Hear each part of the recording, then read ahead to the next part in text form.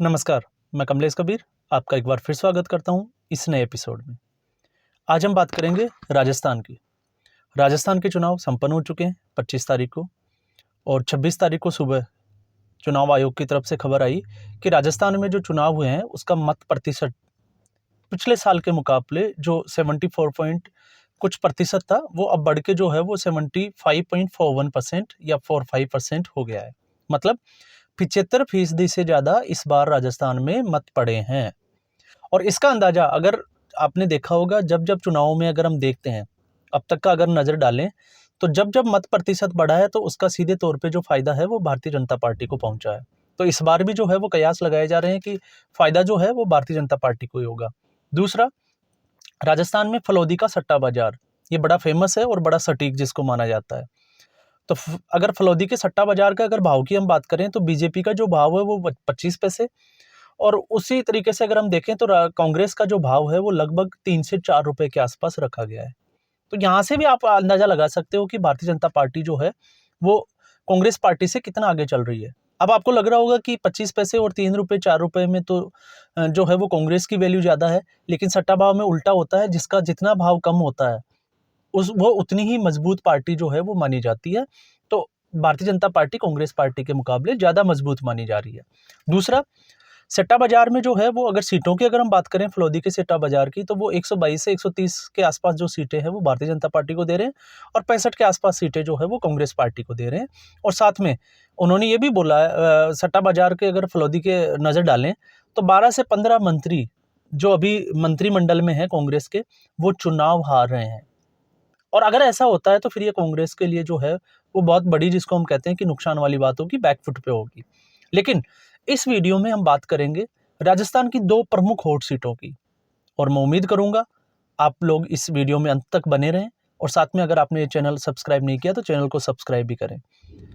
अब 2 हॉट सीटों की हम बात कर रहे हैं और दोनों हॉट सीटें हैं, एक है पोखरण सीट और दूसरी है तिजारा सीट। अब हॉट सीट मैंने क्यों बोला है इसका भी हम थोड़ा सा समझ लेते हैं, क्योंकि इन दोनों पे ही भाजपा ने भी जो है वो ध्रुवीकरण की रणनीति जो है वो अपनाई थी।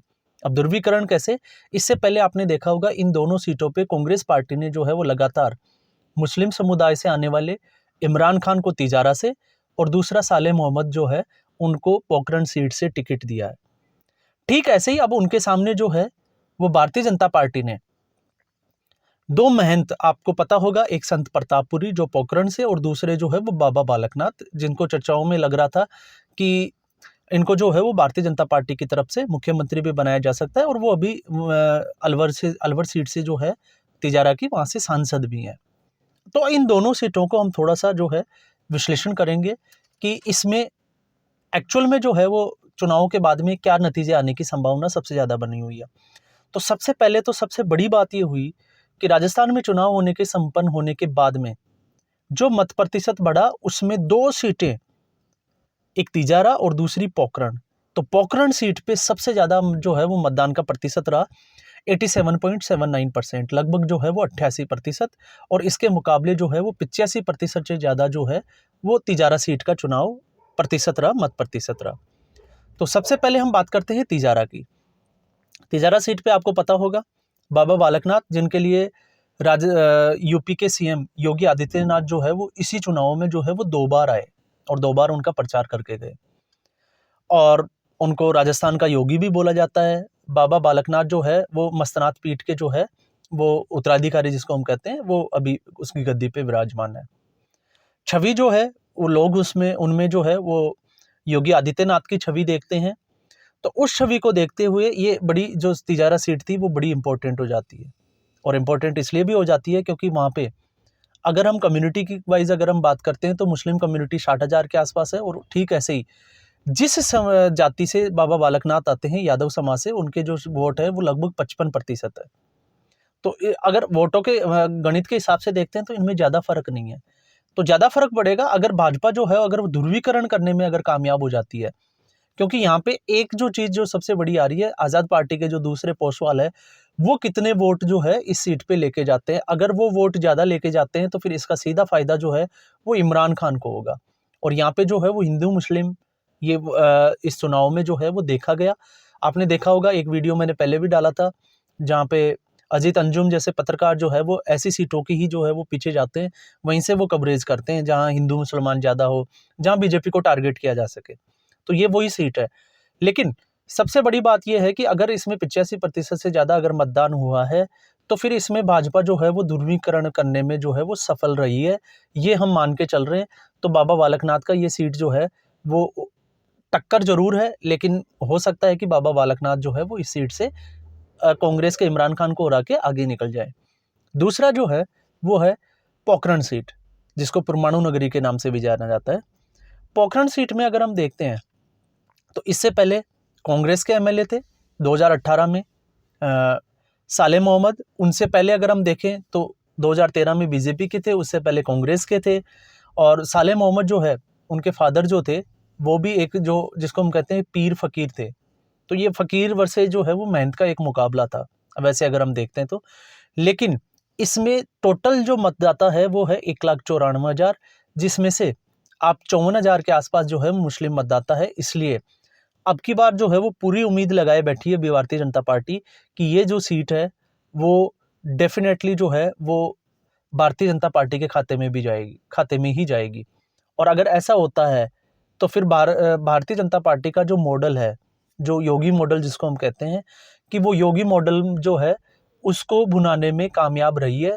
क्योंकि ऐसे लोगों को उतार के भारतीय जनता पार्टी जो है वो एक जिसको कहते हैं कि हिंदुत्व के वोट को अपनी तरफ करने का एक प्रयास करती है। और अगर वो जीत हासिल होती है तो फिर वो सफल माना जाता है। इससे पहले भी हमने देखा था, जैसे योगी आदित्यनाथ को उत्तर प्रदेश में उनका सीएम बनाना, और सीएम बनाने के बाद में उत्तर प्रदेश रिपीट करना, और फिर उनकी एक जो छवि बनना योगी मॉडल की, तो ये एक भाजपा के लिए जो है वो अपने आप में एक बड़ी उपलब्धि मानी जाती है।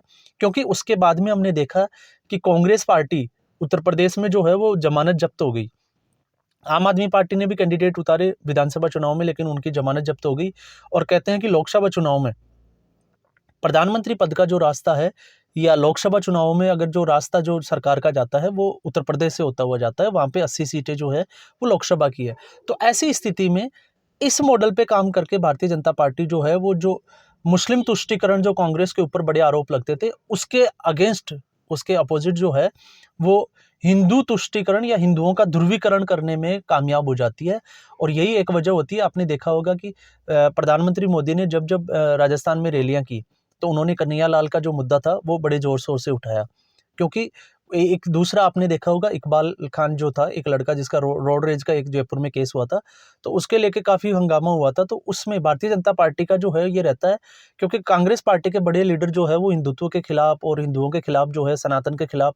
अभी हमने देखा कि उन्हीं के अलायंस पार्टी के जो स्टालिन थे, मल्लिकार्जुन खड़गे के बेटे प्रियंक खड़गे, और कई चीज और भी जो लोग हैं जो हिंदुओं को हमेशा जो है वो गालियां देते रहते हैं। तो उस हिसाब से भारतीय जनता पार्टी जो है वो हिंदुओं को इकट्ठा करने में, एक वोट जो है वो एक तरफ करने में जो है वो कोशिश करने में लगती है। और फिर ऐसे लोगों को टिकट दिया जाता है, तो फिर उनकी जो जीत की जो उम्मीद है, जो परसेंटेज होता है वो बढ़ जाता है। तो ऐसी स्थिति में अगर भारतीय जनता पार्टी जो है अगर ध्रुवीकरण करने में कामयाब होती है, तो फिर ये दोनों सीटें जो है वो भारतीय जनता पार्टी की होगी। और साथ में अगर फलौदी सट्टा बाजार की अगर हम नज़र डालते हैं, उसकी जैसे कि हम ऑलरेडी चर्चा भी कर चुके हैं। और वैसे भी अगर हम देखें चुनावी पंडितों को, वामपंथी मीडिया को छोड़ के, क्योंकि वामपंथी जो भी पत्रकार है आप उठा के देखिए, जैसे पुण्य प्रसून वाजपेयी, उनके वीडियो, रवीश कुमार हो गए, अपने अजय अंजुम, तो ये उनको आप उठा के देखिए, ये सिर्फ जो है वो मोदी विरोध में जहाँ सीटों पे ज़्यादा माहौल होता है वो वहाँ पे जाते हैं, उनको कवरेज करते हैं, फिर एक माहौल बनाने की कोशिश करते हैं। तो इन वामपंथी पत्रकारों का अगर हम देखें, इनको एक बार के लिए हम साइड कर दें, इनकी पत्रकारिता को एक बार हम छोड़ दें। और सबसे बड़ी बात तो ये है कि ये अपने आप को इतने बड़े दर्जे के पत्रकार मानते हैं, और इनके फॉलोवर्स आप देखोगे सोशल मीडिया पे ज़्यादा होते हैं। तो फिर ये इनका जो है हिसाब किताब जो है, ये गणित जो है वो कहाँ आके फेल हो जाता है। क्योंकि ये एक तरफ जो है वो दूसरी पार्टी को जिताने की कोशिश करते हैं, मोदी के लिए वहाँ ये है, तो फिर मोदी वापस सत्ता में कैसे आ जाते हैं, ये एक बड़ा जो है वो सवाल खड़ा हो जाता है इनकी पत्रकारिता के ऊपर। और ये उसको मजबूत कर देते हैं कि मोदी विरोध में ये कुछ भी करने के लिए तैयार हो जाते हैं। तो इस स्थिति में बाकी इसके अलावा अगर आप माहौल की बात करोगे, तो कुछ जगह जो है वो कांग्रेस और भारतीय जनता पार्टी में बड़ी टक्कर जो है वो मानी जा रही है।